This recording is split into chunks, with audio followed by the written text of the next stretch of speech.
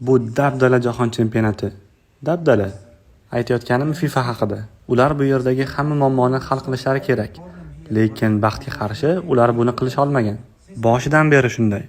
Infantino birinchi o'yinimizdan keyin jamoamiz oldiga keldi va aytdi: "Bu shunchaki boshlanishi. Lekin guruh bosqichi ertaga tugaydi.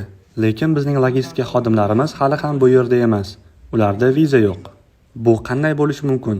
Biz doim Tixuanadagi bazamizdan sayohat qilishimiz kerak. Biz Meksika xalqini yaxshi ko'ramiz, Tixuanani ham. Ular juda ham yaxshi, kamtar insonlar. Biz ularni yaxshi ko'ramiz.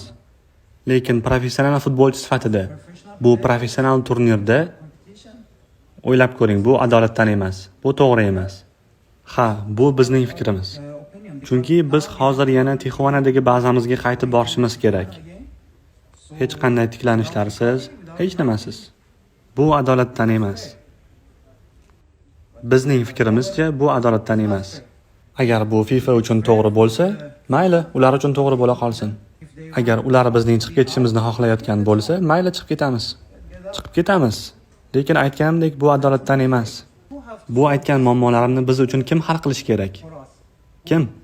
FIFAmi? Men bilmayman. AQShmi? Bilmayman. Men uchun hech bo'lmasa bir nomni ayting. O'ylashimcha men haqman. Kichkina detal bo'lsa ham o'yinga ta'sir qiladi. Qayta tiklanib olish biz uchun juda ham muhim. Qayta tiklanish bizga miyamizni tozalab olishga yordam beradi. Bizda bu yerda miyani tozalash yo'q.